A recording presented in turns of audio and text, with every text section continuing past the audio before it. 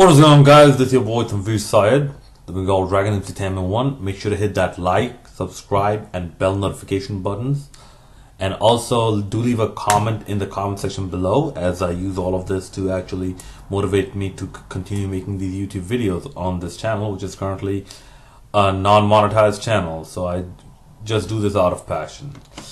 So this video is to conclude my analysis of The Last of Us Part 2, and the playlist included an extensive playthrough of this game with full accessibility features, as I am legally blind, and that's why, like, you know what? I'll get to it in the points that I made.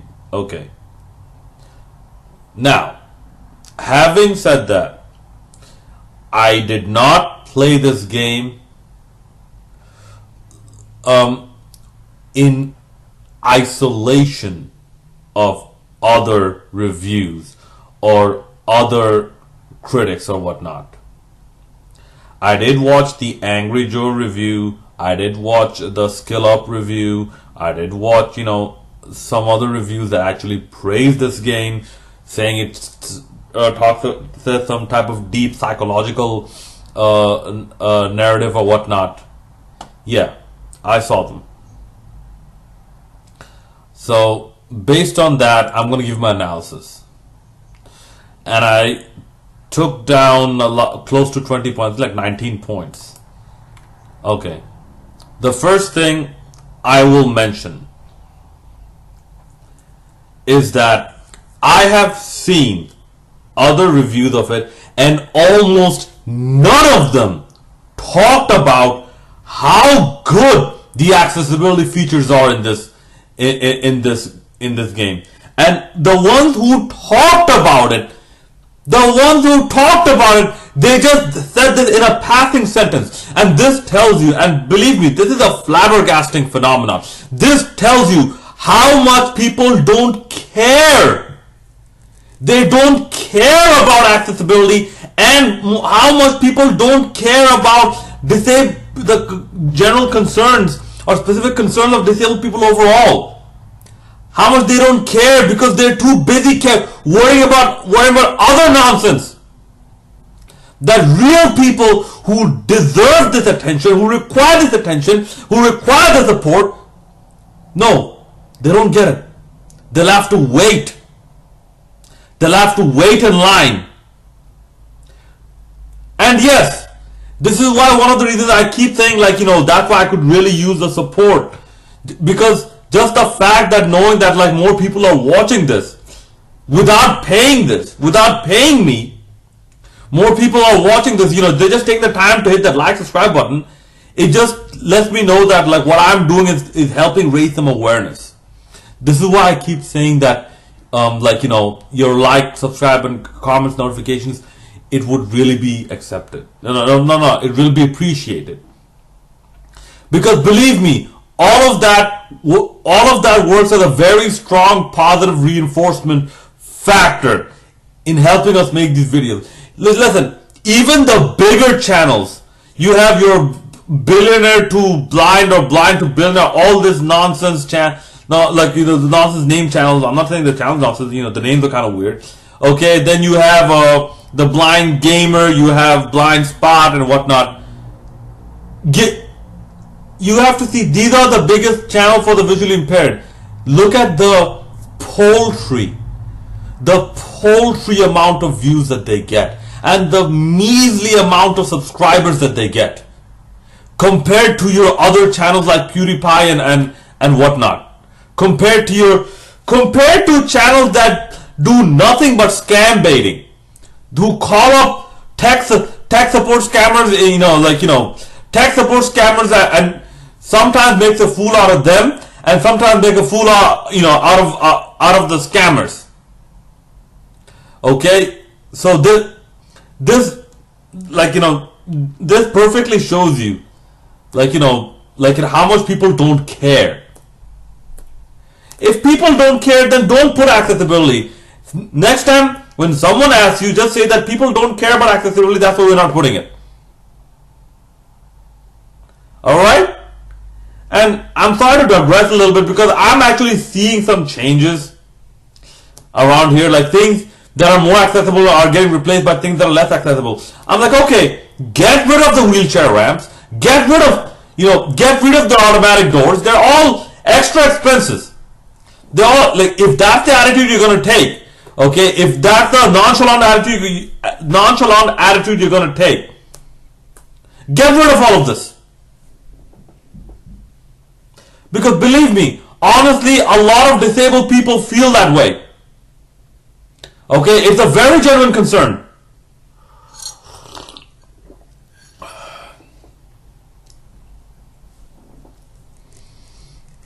Listen, obviously I don't mean like, you have to get rid of the ramps and everything. Obviously I don't mean that. What I'm just saying is that this game should have gotten a lot more love for its accessibility features. Well, if for nothing else, it should have gotten a lot of love for the accessibility features. And this is I'm going to start off with this. Okay, and even overall, with people, when it comes to concerns about people with disabilities, the progress is being so slow. The progress is being so slow.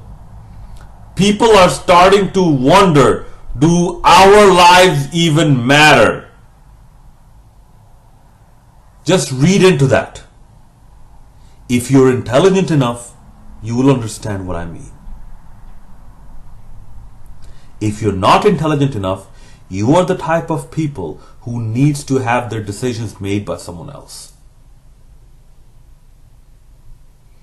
But I'm pretty sure you are intelligent enough.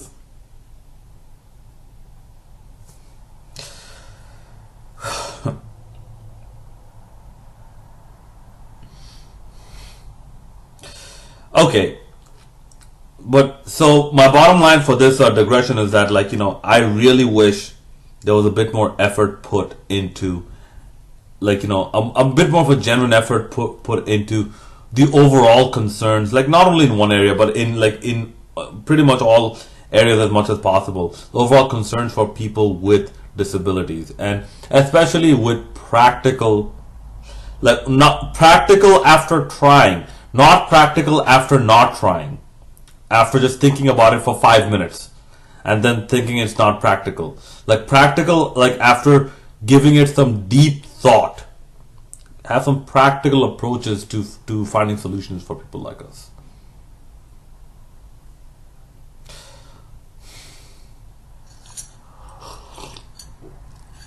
Okay, with that being said, let me get this accessibility part. Okay, this game has perhaps the best accessibility I have ever seen in a video game.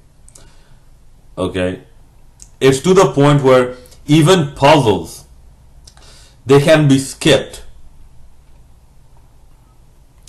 And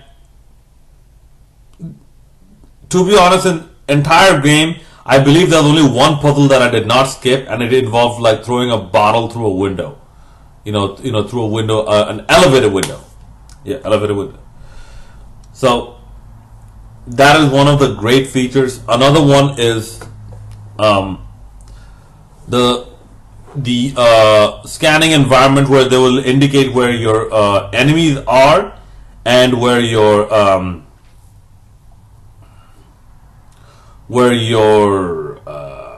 items are. Okay. And also the navigational assist, and also this is one of the biggest things, the voiceover that reads out documents, that reads out passcodes on documents, that reads out your inventory and whatnot, that reads out what you can do, your upgradable statuses, and your weapon upgradable statuses and whatnot. This is a fantastic start. However, there is some room for improvement. The few things that I've seen, one is the speaking rate. because once a player gets used to the voiceovers, they will, and especially in high tense situations, um, you'd want to increase the speaking rate. And you can go back to my playthroughs and see this. You can, like, improve upon the speaking rate so that, like, the necessary information we need to get, like, let's say we go to the upgradable tree. Let's say, like, bigger health kits, like, bigger health kits, increase health by this and this. Not enough supplements. You require 30 supplements. You have 21 supplements. Yeah. Now you could reshuffle that a little bit. Like, you could start off with, you have 21 supplements and not enough, and, like, it requires 30 supplements or something like that. So if I need to get to the point where, like, I'm scrounging around for items, and I need to know how many more supplements I need to get, that takes a bit too much time, and it gets irritating, from time to time. But that's why a more practical solution would be to have some type of ability to change the speaking rate. Maybe just have it in 3 modes, like slow, medium, or fast, or something like that. So that is just one suggestion. Another suggestion is the navigational assist prompts or markers. If you notice, like, just watch this game, watch all of my playthroughs. If you notice, the arrows tend to show up in straight lines. Like, they draw an imaginary straight line, and, like, from there they give you a direction to turn.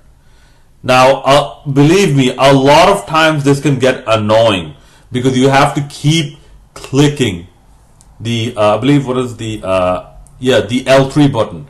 Keep clicking the L3 button and follow the arrow, follow the arrow, follow the arrow, follow the arrow. This can be better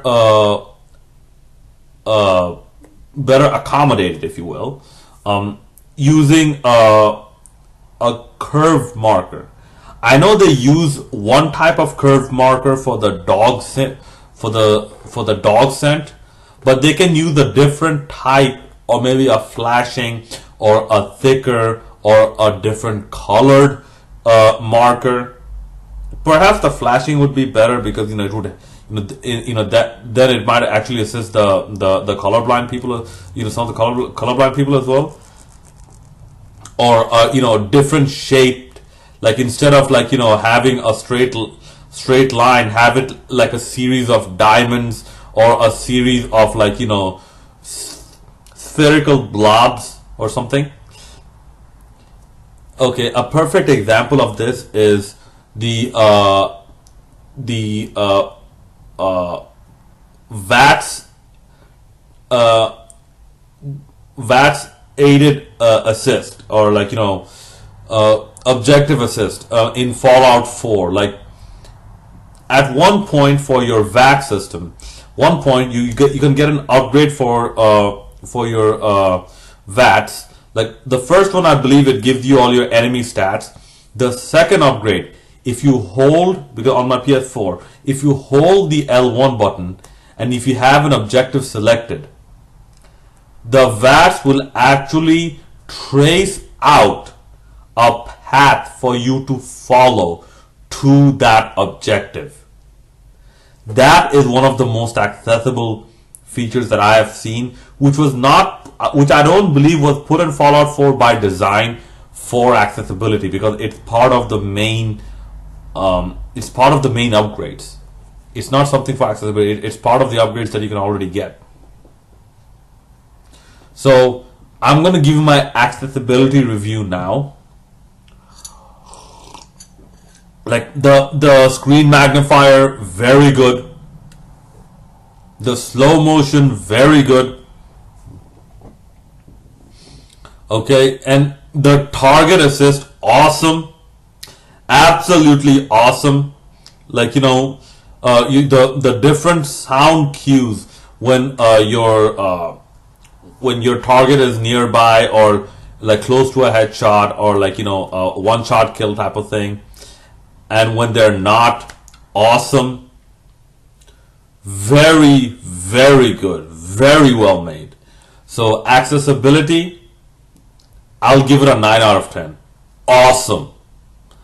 Awesome. Brilliant start, but things have to get better from here. And like I said, the suggestions I made are not impractical. They're very practical, very easy to implement. And yes, even the accessibility features, it's somewhat taken from Splinter Cells, and more specifically, they keep referring to this game Splinter Cell's Convictions. And yes, Splinter Cell's Convictions is a game I finished without accessibility. It didn't have accessibility features, but I did finish that game from beginning to end. Splinter Cell's Convictions. Because intrinsically it was designed to be made accessible enough for people with low vision.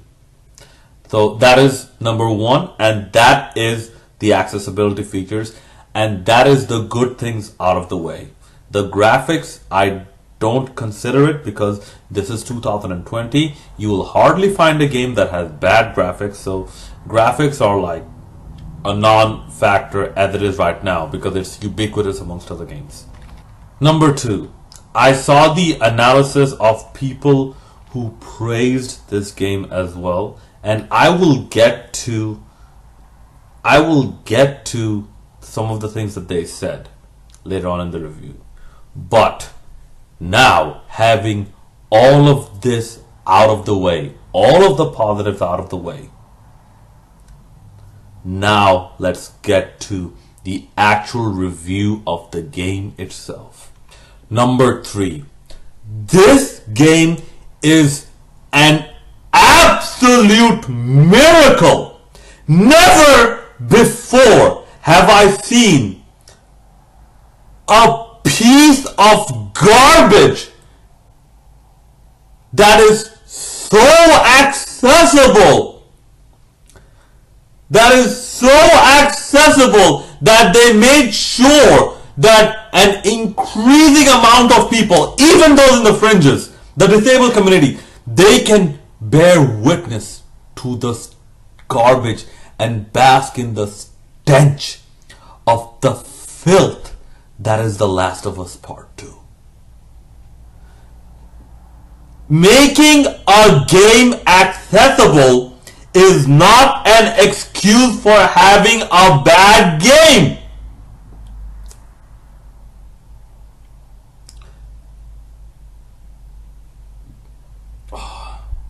That's like having Terminator Dark Fate being given the best movie ever made award just because it has the best audio descriptions available. No, that is not an excuse. That is absolutely not an excuse.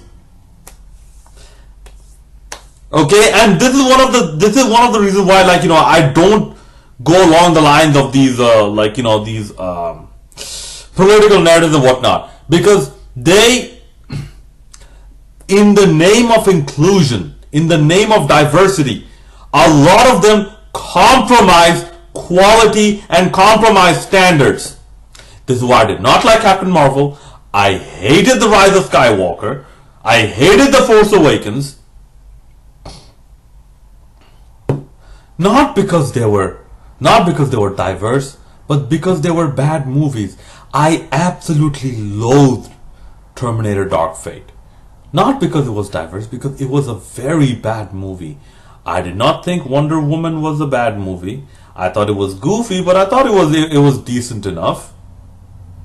I mean, at first I thought I was watching a God of War knockoff, but yeah, I thought it was decent enough.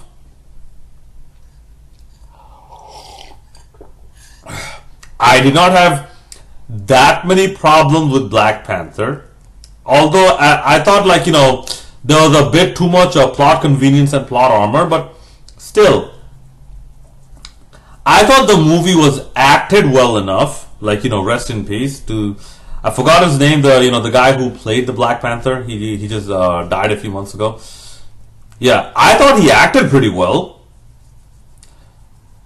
So like I said, a lot of times they compromise quality for diversity, and people are supposed to accept that.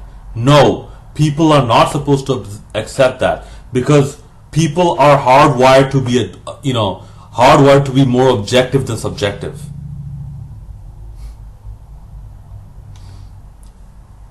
Okay, so that's number 3. I will get to more details about why I think this is so. Number 4, the basic premise of this game, if I were to understand it correctly, is that revenge is bad. Okay, in the quest for vengeance, you can lose a lot. God of War 3, which some people argue is perhaps the worst of the God of War franchise. Like me, not personally. I think it is the perfect ending to a God of War trilogy. God of War 3. God of War 3 told a much better story. Because in the end, Kratos understood. Kratos finally understood when he said that one line, "All I remember is what I have lost."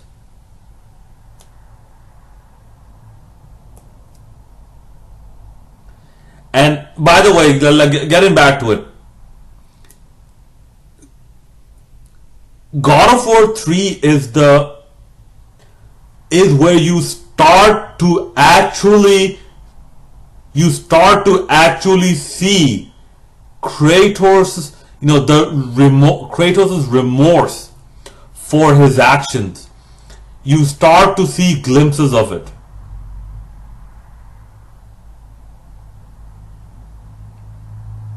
So yeah, God of War 3 told this story in a far better way. The Last of Us, it failed so miserably because it had so many internal consistency issues. People acting stupid, people acting hypocritically, people acting irrationally, people acting like they have mood swings. No, it was not fixed. Naughty Dog took a risk. You can appreciate the fact that they took a risk, but the outcome of said risk is what matters more. The outcome is that the risk was not worth taking, and it was just horrible, the outcome. Number 5. Keep in mind, I did not like the first game. I thought Joel made the wrong choice, and you can go back and watch the Last of Us, the first part review.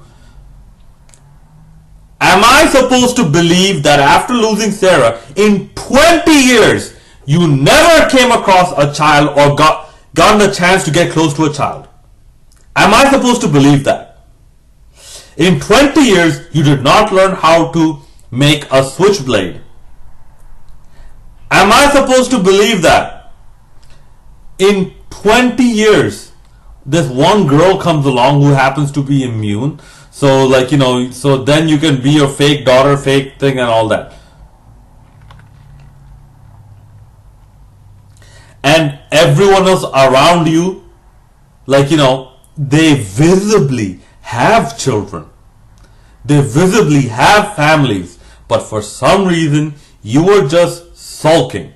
You were just self-loathing. In 20 years, you couldn't get over it. And all of a sudden, one instance made you get over it.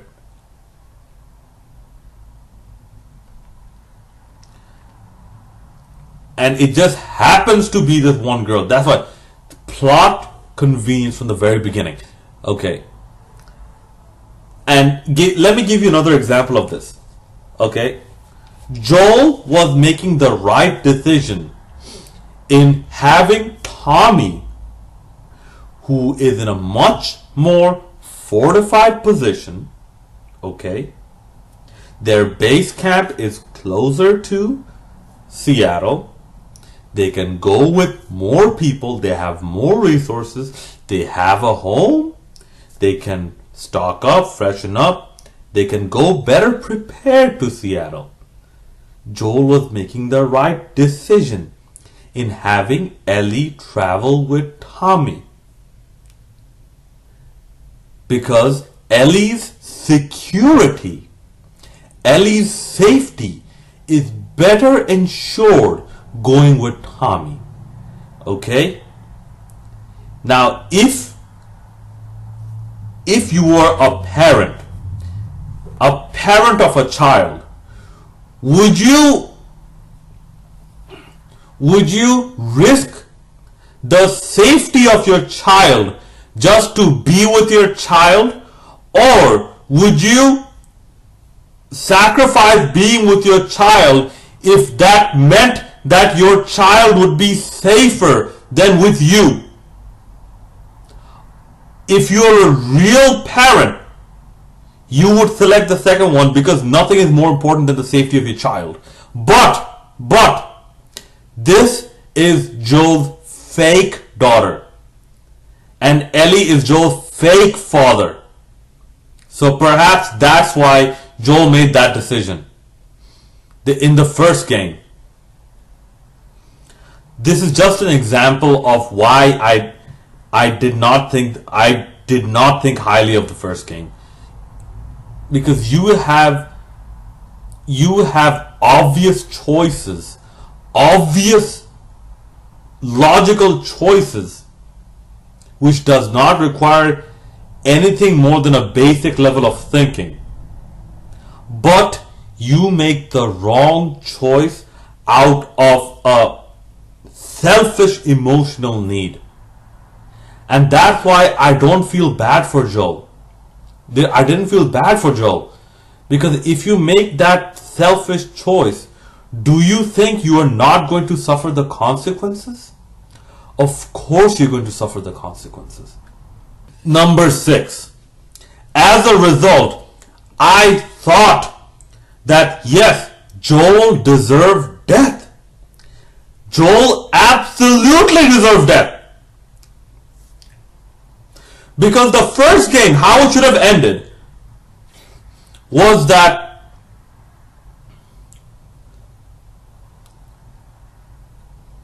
the first game, how it should have ended,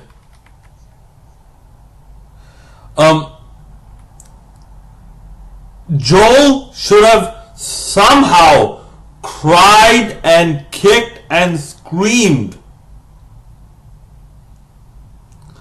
and said that I can't do this, because Joel saw the consequence of this virus and the outbreak firsthand, even while traveling with Ellie. You know, Henry and his son, yeah, they were trying to find the fireflies too. Also, Henry and his younger brother. Henry loved his younger brother too.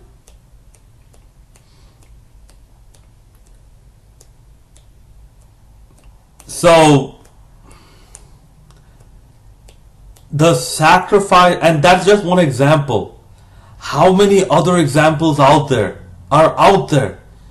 Countless many more examples. The sacrifice of Ellie can finally be a solution for mankind. And I have seen these stupid arguments. There is no guarantee it will work. With scientific breakthroughs, there is never a guarantee. With such a novel condition, there is never a guarantee. There is never a guarantee. You'll have to take a chance. That's why it's called a breakthrough. A breakthrough happens when you generally don't expect it. Like you're trying to break the barrier, and finally you found something that penetrates that barrier. That's why it's called a breakthrough. So Joel took that all away because of his selfish emotional desires.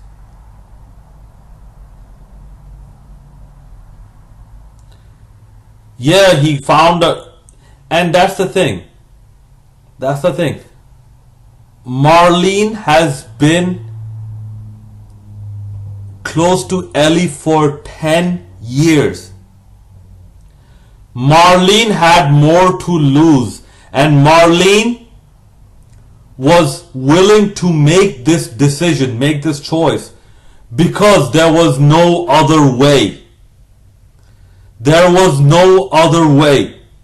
And all of a sudden, 1 year of Joel is supposed to change everything because you played as Joel for 1 year.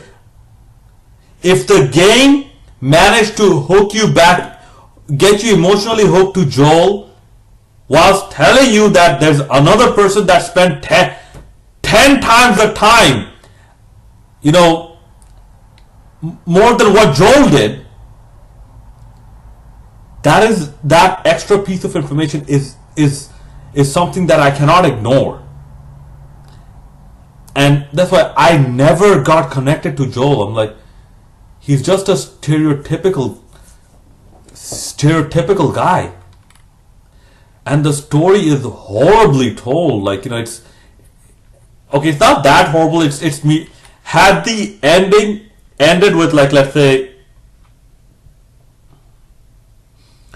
okay, this is the very last chance, like Marlene holding up Joel, and Joel, and Marlene saying that how many more lives should be sacrificed, how many more people have to die, how many more fathers have to lose their children because there was no cure for an infection.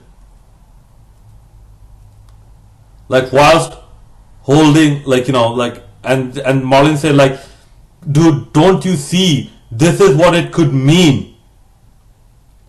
And said, like, I know what you have lost. She is, she is more of a daughter to me than she is to you, because I took care of her for 10 years. This is a harder choice for me to make.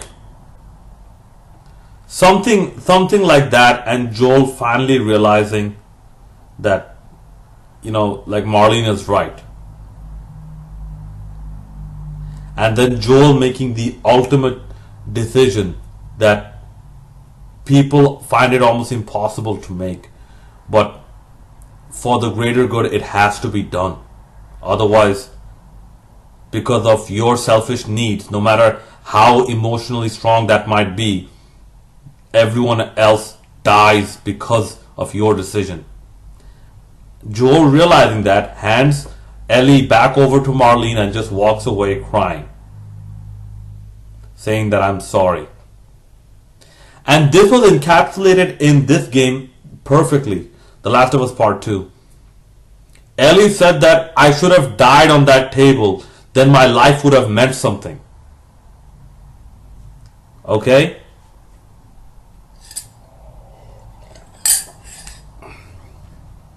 That was a very, very good dialogue. But it wasn't expanded upon. So yeah, Joel, my bottom line being, Joel dying was not an issue. I was happy when Joel died because all the people that they have killed, do you think people will not, they don't have families, they don't have children, and they will not come after Joel? Number 7. The revenge felt incomplete in The Last of Us Part 2. You mean to tell me that after killing, burning, maiming, torturing all these people, okay, shooting them with dynamite attached arrows, burning them with Molotov cocktails. You mean to tell me that only the last two victims, Owen and Meg, or Mel, Owen and Mel, only those two murders make you throw up, and interrogating Nora, broke your spirits?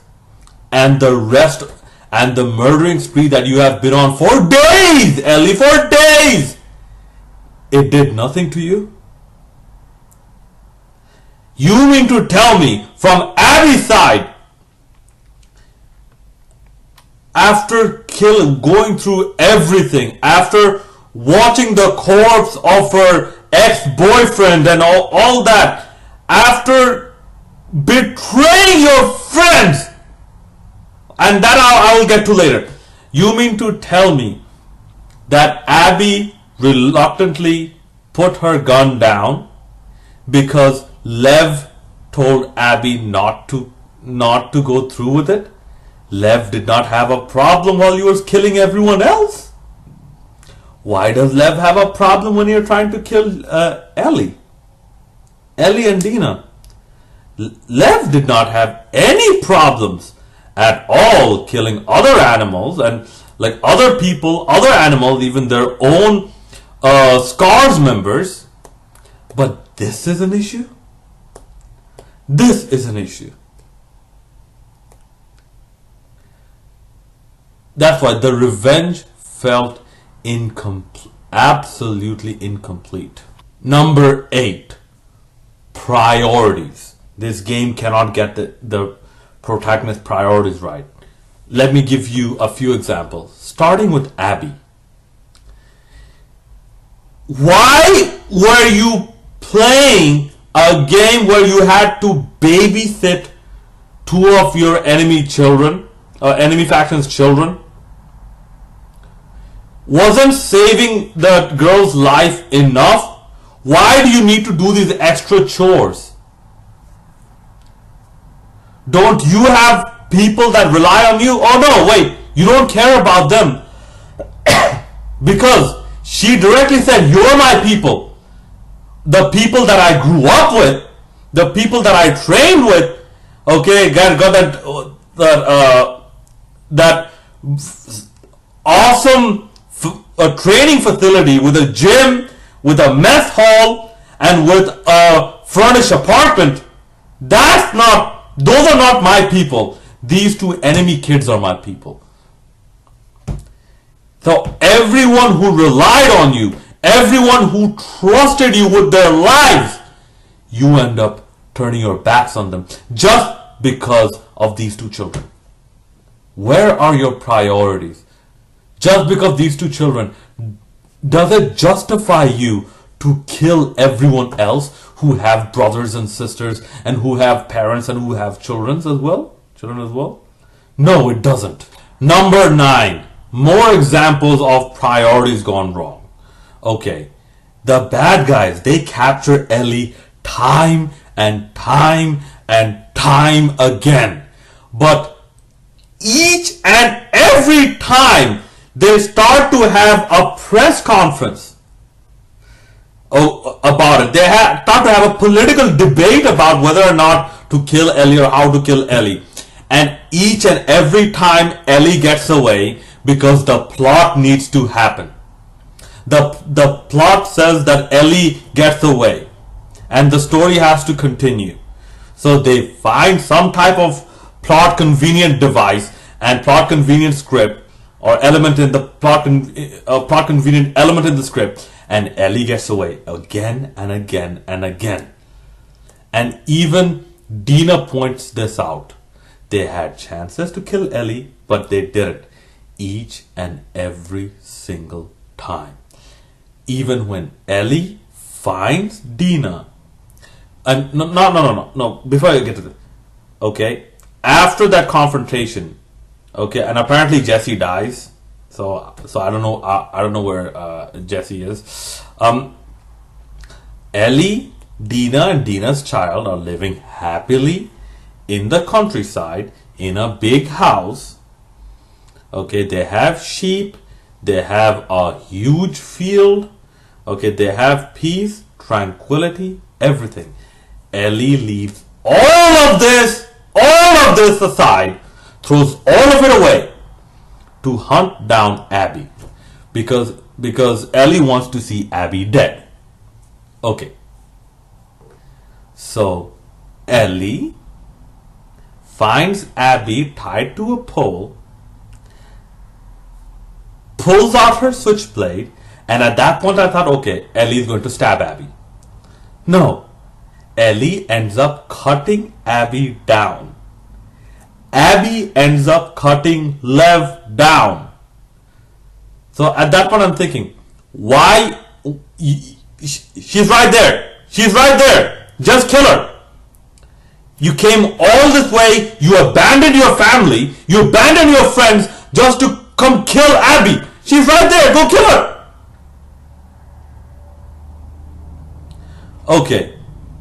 And then you thought that, okay, maybe she's not going to kill Abby.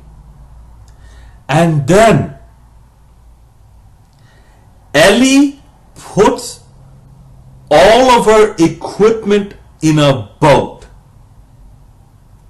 You know, the gun, the crossbow, the med kit, the Molotov cocktail, she puts that in a boat and tries to fight Abby with just a switchblade.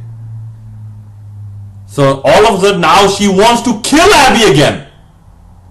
And that too only with a switchblade. Without more instruments to kill Abby. And then once again, after the look from Lev, I don't know, does Lev have some, like, you know, hypnotic eyes, like, you know, Kaa from the Jungle Book? Like, you know, if you look into it, if Kaa's eyes, you get hypnotized. Is there something like that? So after getting that look from Lev, Ellie's like, nah, you know what, I'm not gonna kill you. You know, just go. So wait, this was your priority? You left all of that for an incomplete revenge? Number 10. Inconsistent elements in stories, in plot, you name it. First example. How many flashbacks do you need? How many flashbacks do you need? The flashbacks and then the flashbacks within flashbacks. I'm like, am I playing the Inception? And that too, they are so poorly placed. And a lot of them, they have no purpose. All I have to do in these flashbacks, like, you know that it's a pointless flashback if you can't equip your backpack. Okay.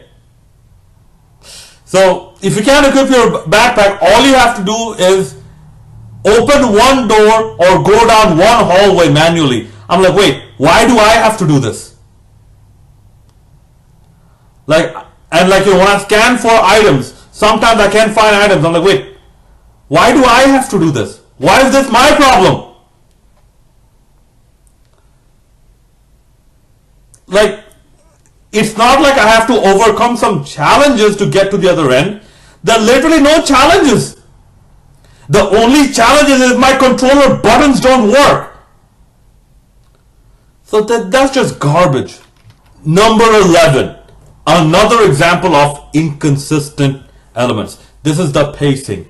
How many times do you want me to jump from Ellie to Abby, Ellie to Abby, Ellie to Abby, Ellie to Abby? And that too so abruptly. Did this game learn nothing from God of War 2018? And God of War 2018, it basically neutered The Last of Us Part. No. The Last of Us Part 2 doesn't even come close. It doesn't have the privilege to be in the same zip code. It has to be in an inferior zip code compared to God of War. But the God of War neutered the first Last of Us game in terms of everything. Storytelling, gameplay, everything. Did this game learn nothing from the first God of War game, God of War 2018, in terms of how pacing is done? And believe me, this inconsistency, it confuses me in terms of storytelling. It confuses the players. I'm like, oh, wait, okay, when did this happen? When did that happen? Like, why am I going back 4 years, then now, then 3 years, then now, then 2 years, then now, then again 3 years, then now? I'm like, what's going on? Number 12, too much plot armor and stupidity. On top of what I mentioned, good lord, do people not act sane in this game. Joel's group are made to look like absolute jamokes. You're running from zombies, then you need to introduce yourself. You know what? You want to be more stupid but efficient about it? Why don't you have ID tags, ID badges hanging from your necks, saying that my name is Joe, my name is Tommy Miller, I am the brother of Joel Miller, and this is my blood group, and this is my phone number.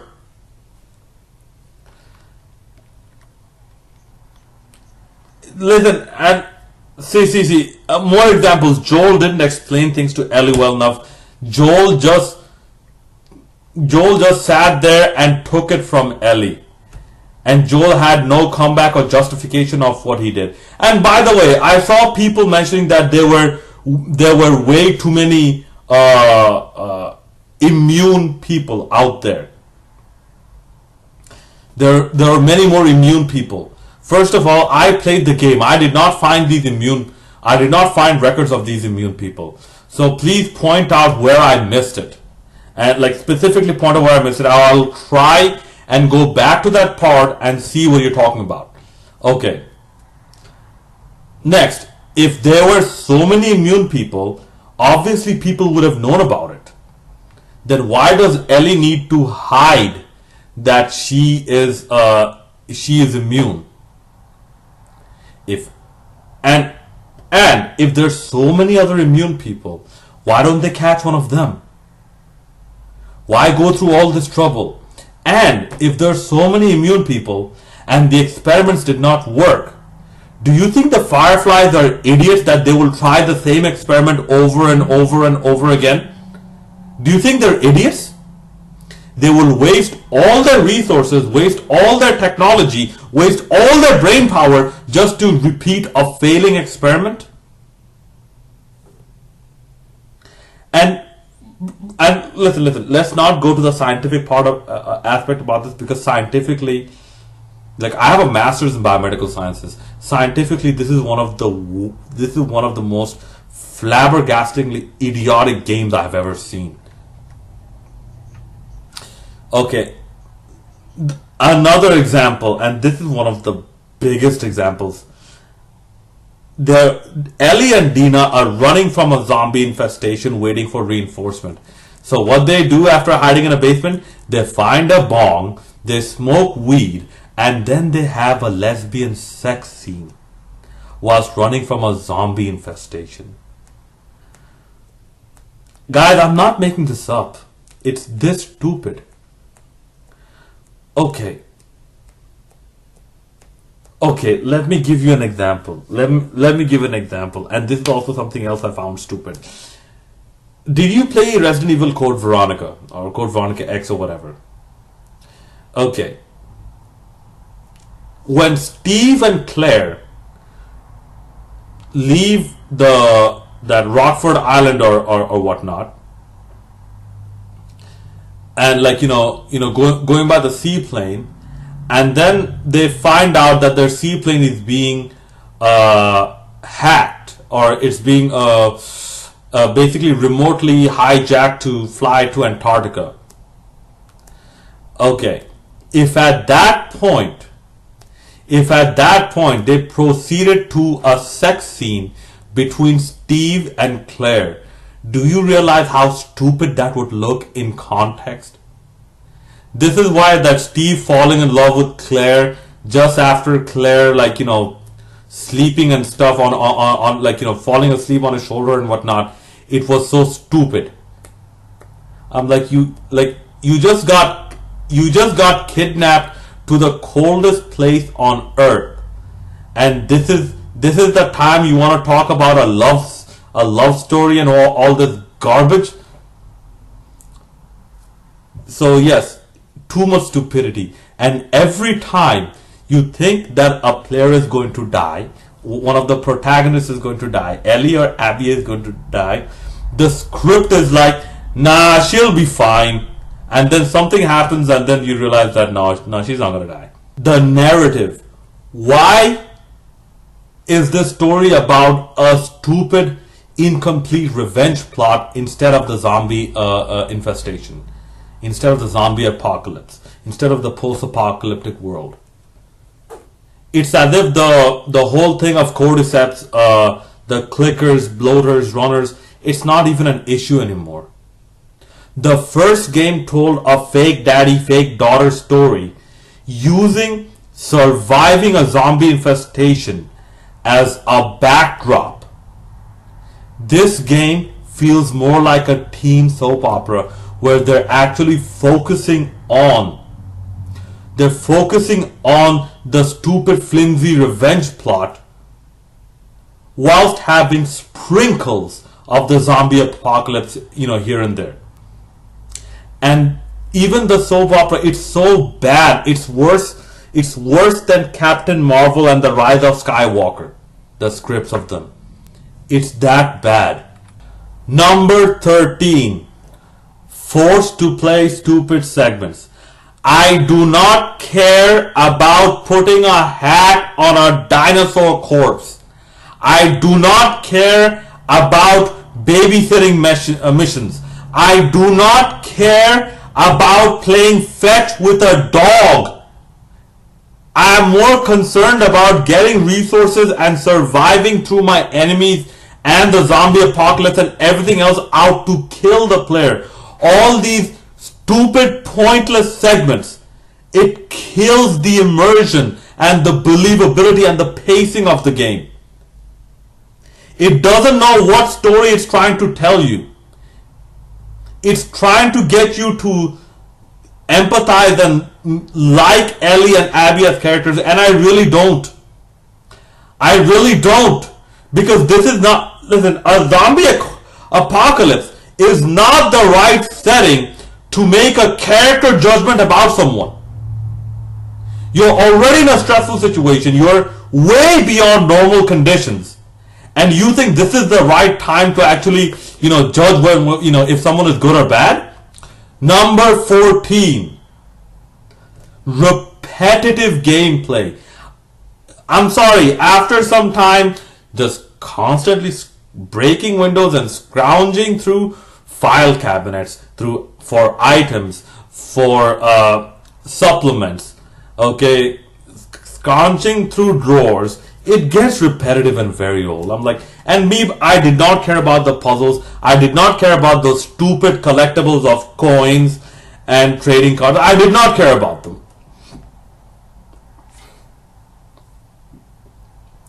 Because what? It's supposed to tell you that Abby and Ellie have a hobby?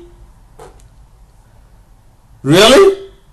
Wow, they have a hobby. And guess what? They also drink water. Number 15. I've come across somewhere that this game is about empathy and tribalism. Nothing could be further from that. Okay? This game is not about empathy, and it definitely is not about tribalism. This game is about obsession, and this game is about emotional selfishness. Think about it. Abby betrayed all her friends, caused Owen to cheat on Mel, went on a killing spree, killing everyone that counted on her. People who trusted her, people who put their lives in Abby's hands, and like people who were willing to fight alongside Abby, a person more specifically, even whilst being pregnant, because of her emotional need to save Lev, to save a kid she has just met. Ellie throws away everything, finally getting a life that many people in that post-apocalyptic world would kill for. Having a loving family, having a big house, peace and tranquility, enough food and water and power, I mean in terms of electricity, throws all of that away just for the emotional desire and the emotional need. Throws her entire family away who needs them, especially the child that needs like both parents. Okay, not just a mom, but even, like another parent, like someone like a father figure. Like, you know what I mean. A two-parent household, like, children are usually brought up better in those settings. Okay. So people, like, she throws away people who rely on her and people who need her and people who love her. She throws away her family only for an emotional desire and an emotional selfishness to finish Abby. And both of them, when they get to the final point, just after looking at Lev, I don't know, maybe he has some hypnotic vision or something, only after looking at Lev, they say, no, that is not believable. And if you empathize with such a hypocritical person like that, then I'm sorry, that must make you a very bad person. And this is exactly why I did not empathize with them. Because I would never betray so many people just for my emotional desires and needs. I would not do that if I were put in that situation. So no, this game is not about empathy. This game is not about tribalism. This game is about selfishness. The destructive nature of selfishness. And the inability to go through with revenge after sacrificing everything. So, in other words, this game is about selfishness and stupidity. And I doubt any of my viewers are that stupid. If you're not that stupid, you cannot empathize with these people because you are not that stupid and you will not make such stupid decisions. Number 16. The enemy AI has actually done pretty well. When you play the game, in the first encounter with Ellie, when you're playing as Abby, you start off at one point by hiding behind a box. You can actually see this in my playthrough in one of the videos in this playlist when I am confronting Ellie. Sometimes she will look behind the box that you're hiding behind. Sometimes she will not look behind the box you're hiding behind. So each playthrough is slightly different. Just ever so slightly, which is a good thing. Number 17.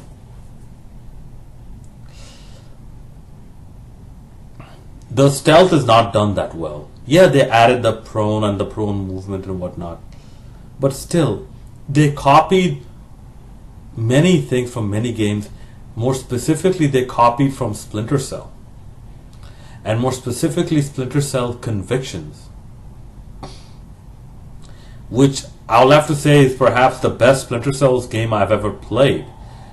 Blacklist, the story was a bit all over the place, but Convictions was much more grounded. And it was intrinsically accessible enough for me to play it. But still, they did not copy it very well. Because if you have to make a stealth game, why can't you whistle or knock on a wall or something, or do something else to distract people? I mean, you can always, this might not work with human enemies, but with, and I know it looks weird that you pull out an entire cardboard box out of your pocket and you put that over your head, like in Metal Gear. But then again, in this game, like, you can pull out a bow and an arrow and a pump action shotgun out of a book bag. So maybe it's not fully out of possibility to put that in the game. Like, use a cardboard box trick and whatnot, something like Metal Gear Solid, especially to like sneak by clickers and like other non-human enemies and whatnot. Well, not dogs. Dogs will figure you out. So stuff like that, and like let's say in Splinter Cell, you can climb pipes and railings, to avoid being detected and whatnot, and you can shoot from said pipe and railings as well. So would have liked to seen something like that. And finally, to conclude, my overall thoughts about this game. My accessibility, I gave it a 9 out of 10. But the overall game, I'm giving it a grand 0 out of 10. 0 out of 10. Making a game extremely accessible is no excuse for the horrible storytelling of the game. Because, oh my god, I have never seen a game this bad. This might be the worst game I have ever played. And I wasn't a big fan of the first game. So I did not come in, sympathizing with Joel or whatnot. Because I thought that Joel deserves to die. And Joel was no hero. Joel is no Logan. Logan was a hero. Joel is no hero. Joel sacrificed the future of humanity for his own selfish desires. And there's also in the emotional selfishness. It's also seen in the first game. But yes, this game, the biggest crime that it did, it's tried to force an emotional reaction out of you. Because in the first game, you had a lot of parts, like movie posters and like ice cream truck and like all this part. They were not mandatory. You can just skip through them. Like petting the giraffe, I don't think was that mandatory, or I don't think so. If you just like move on, I think Ellie will just follow you. But yeah, a lot of those parts were not mandatory. In this game, they made sure to make you play those parts. Otherwise, you cannot progress in the story. And this is why this is a very bad teen soap opera game, which it essentially got on its knees and pleaded and begged you to be emotionally attached to the game. And I played God of War. I played Metal Gear Solid. I played Fallout. I could not care less about the emotional attachment to this game, because all of those games I mentioned did a much better job of storytelling. A much, much better job of storytelling. 0 out of 10. Arguably the worst game I have ever played. I'm sorry, people from CanIPlayThat.com. I'm sorry that you had to be consulted on a game this bad and not on a more desirable game like Doom Eternal, with the ancient gods and whatnot. Or let's say Cyberpunk or Ghost of Tsushima. I don't know if you got consulted on that, but I wish you guys were consulted closely on those games instead of such a absolute garbage train wreck that is the worst of us. Not the last, but the worst of us. Thank you for watching this video. Please let me know what you thought about this game in the comment section below, as well as any part of this game that you would disagree with me, agree with me, or would have a comment on. This is Tanveer Syed signing out, and I'll see you in the next video.